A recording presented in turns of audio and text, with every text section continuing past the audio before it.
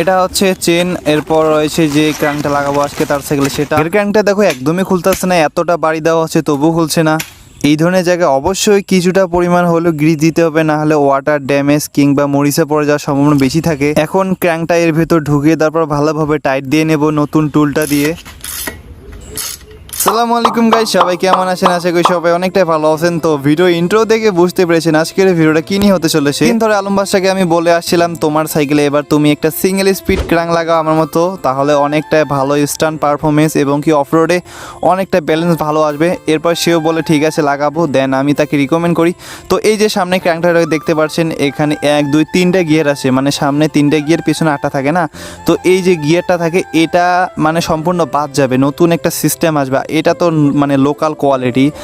চেনটাকেও চিন্তা ভাবনা আছে চেঞ্জ করার, ক্যাসেটটা চেঞ্জ করার দরকার নেই। আমি বলেছিলাম আপাতত চেন আর হলোট্রেক ক্র্যাঙ্ক একটা লাগিয়ে নাও, তাতেই কিন্তু চালানো যাবে পুরো অস্থির। তাছাড়া এটা কিন্তু স্লিপ করে, যে গিয়ারটা রয়েছে এই গিয়ারটা থাকবে না। তারপর শিপটা যেটা আছে মানে একটা গিয়ার কিন্তু থাকবে না, জাস্ট পিছনে গিয়ারটা দিয়ে চলবে, যার ফলে সাইকেলের ওজন অনেকটা হালকা হবে এবং পারফরমেন্স তো অনেকটাই বেড়ে যাবে। তাই আলম বাদশা সাইকেলের জন্য আমি IXF এর একটা সিঙ্গেল হলোট্রেক ক্র্যাঙ্ক অর্ডার করি বিবি সহ, এবং একটা চেন অর্ডার করেছিলাম। আর এটা অর্ডার করেছিলাম সাইকেল স্পেস ফেসবুক পেজ থেকে। তোমরা যদি কোনো ধরনের পার্স কিনতে চাও দামি দামি, তাহলে কিন্তু সাইকেল স্পেস ফেসবুক পেজ থেকে মানে যে কোনো পার্স প্রায় পেয়ে যাবে। আর আমার নাম বললে হয়তো কিছু টাকা ডিসকাউন্ট পেতে পারো।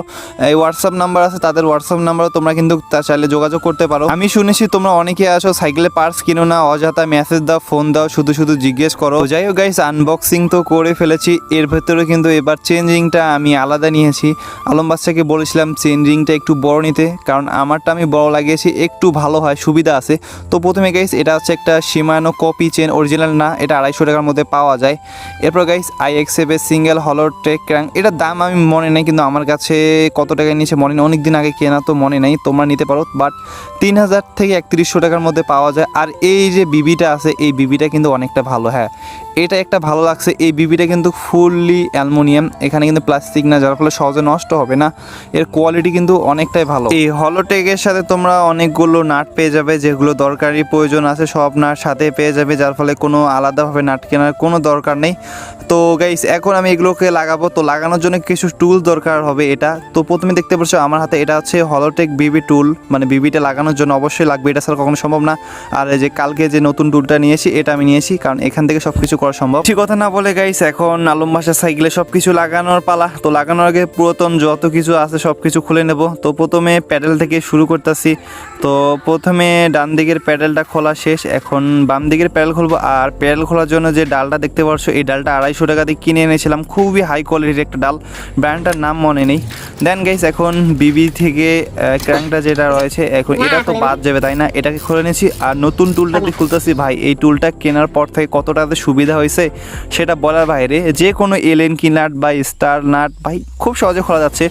কিন্তু এখানে গাইস একটা জিনিস সমস্যা ভাই, মানে আলম বাদশা যে ক্র্যাঙ্ক নাটগুলো খোলার পর এটা খুলবে না ভাই, প্রচুর জাম ছিল। একটা তো বাড়ি দিয়ে খুলতেছি, দেখতে পাচ্ছ কীভাবে বাড়ি দিয়ে যাচ্ছে, তবুও খুলতেছে না। এটা খোলার একটা টুলস দরকার, তো ওটা আবার কেনার মনে ছিল না, তবু আমরা বাড়ি দিয়ে আর কি খুলেছি, কোনো সমস্যা হয়নি। দেন গাইস ক্র্যাঙ্কটা তো খুলেছি অনেক কষ্ট হলেও। তো এরপর গাইস বিবিসিটা খোলার জন্য একটা টুল লাগে, বিবিসি খোলার জন্য আবার একটা টুল, যদি না বলো হাতিয়ার তো বোঝো আশা করি। তো ভাই বিবিসিটা খোলার পর দেখি মোটামুটি অনেকটাই পানি জমে গেছে, মানে সাইকেল নদীতে কিংবা আমরা যে নদীতে যাই না গোসল করতে মাঝে মাঝে সাইকেল নিয়ে, ওই অবস্থা হয়ে গেছে। দেখো পানি কোথায় কোথায় ঢুকে গেছে। তো দেন গাইস এখন নতুন যে বিবিসিটা রয়েছে হলোটেকের বিবি, আবার মাঝখানে একটা ফুটো থেকে, ওই ফুটোর মধ্যে আর কি হলোটেকটা থাকে। তো তার আগে গাইস সুন্দর করে মুছে নেব, কারণ এখানে মোটামুটি ভালো ময়লা রয়েছে। আর আমি কিন্তু খুবই সুন্দরভাবে ভিডিওটা করার চেষ্টা করেছি। যারা ভিডিওটা দেখতেছে অবশ্যই একটা করে লাইক, আর এই চ্যানেলে এখন থেকে রেগুলার ভিডিও আসবে সাবস্ক্রাইব করে দিও। লাগানোর আগে সামান্য পরিমাণ গ্রিজ দিয়ে নিয়েছি। এই গ্রিজ দেওয়ার ফলে কি হবে, পেঁয়াজ সহজে কাটবে না, মরিচে পড়বে না, ময়লা সহজে জমবে না। বিশেষ করে পানি ঢোকার একটু মানে ওয়াটার প্রুফটা বেশি কাজ করে, কারণ গ্রিজ তোমার কিন্তু পানি ভরে না গ্রিজের মধ্যে সহজে। এখন বিবিটা লাগাবো, আর এটা ডান দিক বাম দিক অবশ্যই খেয়াল রেখে লাগাতে হবে, যেই দিকে লাগতেছে ওইটাই মানে সঠিক। যখন দেখবা যে এটা না লাগতেছে না, তখন বুঝতে হবে এটা উল্টোভাবে লাগাতে হবে, এটা ওই দিকে এটা ওই দিকে। তো এই যে গাইস বিবিসি যে টুলটা এনেছিলাম, এটা হচ্ছে হলোটেকের বিবি। তো এটা কিভাবে লাগাতে হয় এই যে দেখতে পাচ্ছ, পারছো গাইস আমি কিভাবে এখন লাগাচ্ছি, আশা করি বুঝতে পেরেছো এটা কেনার কারণ কি।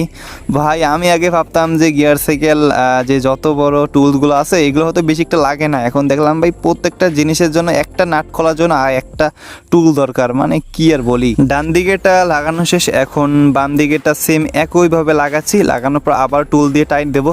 তো এখন গাইস চেন রিংটা ওই হলোটেকের সাথে লাগাবো। এখানে কিন্তু 32 টিরে দেয়, আমি 34 টিরে আলাদা নিয়েছি আর কালারটা একটু মেসিং করে নিয়েছি, পার্পেল মানে বেগুনি কালার আর লাল কালার নিয়েছি। আলম ভাই যেহেতু সাইকেলটা লাল এই জন্য একটু লাল আর পার্পেল কালার নিয়েছি, হাবের সাথে মিল খাবে আর কি। দেন গাইস এখানে এটা লাগানোর আগে অবশ্যই গাইস সুন্দরভাবে গ্রিজ দিয়ে নেব, কারণ এটা কিন্তু অনেক দিন থাকবে, এখানেও পানি ঢোকার সম্ভাবনা আছে। গ্রিজ দিলে কি পারফরমেন্স সবসময় ভালো হয়। সাইকেলে যে কোনো নাট থেকে শুরু করে ভাই যত ধরনের জিনিস আছে লাগানোর অবশ্যই কিছুটা পরিমাণ গ্রিজ ব্যবহার করে অনেকটা নিরাপদ। এরপর হলোটেক ভিতরে ঢুকিয়ে বাম দিকে যে অংশটা আছে সেটা লাগাবো। তো দেখতে পাচ্ছ গাইস এই সিস্টেমটা কীরকম, আগে যেটা আলমবাজার সাইকেলে ছিল ওইটা দেখতে মানে ভিতরে একটা মোটা লোহার মতো ছিল বেয়ারিং সিস্টেম। আর গাইস এই যে হলোটেকের নাটটা লাগার জন্য আবার একটা টুল দিয়েছে, এই নাটটা টাইট দিলাম। দেন আমি যে নতুন টুলটা কিনেছি সেটা দিয়ে টাইট দিয়েছি, বা এটা দিয়ে কাজ করে প্রচুর মজা আছে। ক্র্যাঙ্কটা লাগানো শেষ, এখন গাইস তার সাইকেলে যে পুরাতন চেন শিফটার গিয়ার এগুলো খোলা হচ্ছে। তো চেনটা খোলা শেষ আর এটা হচ্ছে সামনে গিয়ার সীমানো টার্নি অনেকটা ভালো কোয়ালিটি। আর আগে চেনটা যদিও চেনটা এখন পর্যন্ত ছেড়ে নেই, এটা চেন ভালো আছে, বাট আমরা নতুন চেনটা লাগাচ্ছি কারণ নতুন ক্র্যাঙ্কের সাথে নতুন চেন লাগালে মানে সহজে ক্র্যাঙ্কটা ক্ষয় হবে না। চেঞ্জ করলে অবশ্যই ক্যাসেট ক্র্যাঙ্ক চেন এই তিনটে জিনিস একসাথে চেঞ্জ করা উচিত, কিন্তু আপাতত এটা কোনো রকমভাবে চালাচ্ছে, পরে একটা সে দামি চেন লাগাবে। আমি রিকমেন্ড করবো অনেকে আছে শুধু ক্র্যাঙ্ক চেঞ্জ করে, আমি বলবো ভাই অবশ্যই ক্যাসেট চেন এগুলো সব কিছু চেঞ্জ করলে মানে বাটার স্মুথ পাওয়া যায়, পুরো নতুন সাইকেলের মতো অবশ্যই ভালো পারফরমেন্স পাওয়া যায় একটা। তো এখন চেনটাকে লাগিয়ে দিলাম। এই চেনলে আবার লিঙ্ক নেয়, যেহেতু মাত্র 250 টাকা দামি চেন, এখানে কোনো লিঙ্ক থাকে না। যদি লিঙ্ক থাকতো ওই যে 9 স্পিড 10 স্পিড ওই চেনগুলো মানে দামি যে চেনগুলো আছে ওইগুলো লিঙ্ক থেকে হাত দিয়ে লাগা যায় একটু, যার ফলে এখন বাড়ি দিয়ে জোড়া লাগালাম। তো এখন গাইস তার সাইকেলের সামনে যে শিফটারটা রয়েছে গিয়ার মানে সামনে গিয়ার শিফটারটা যেটাতে গিয়ার আগা বাড়া করে, তোমরা যেটাই বলো না কেন আমি সহজ ভাষায় বসে দিচ্ছি আর কি। তো এটাকে খুলে ফেলতে হবে কারণ তার সাইকেলের সামনে তো এখন গিয়ার নাই, ডাইরেক্ট হয়েছে তাই না। তো এখন এগুলো খুলে ফেলা হচ্ছে শিফটার। আর গাইস ভাই কাজ করতে করতে বৃষ্টির হয়ে চলে আসে যায়, ভিজে টিজে অবস্থা খুবই খারাপ, প্রচুর গরম লেগেছিল আমাকে, যার ফলে আমি হাফ প্যান্ট পরে কাজটা করতে বাধ্য হয়েছিলাম। তো ফাইনালি গাইস আলম বাসার সাইকেলে সব কিছু লাগানোর পর সাইকেলটা দেখতে এতটা সুন্দর দেখা যাচ্ছে বলার বাইরে, আমার সাইকেলের মতো হয়ে গেছে। প্রথমে দেখো বাম দিকে কোনো শিফটার নাই, গিয়ার নাই।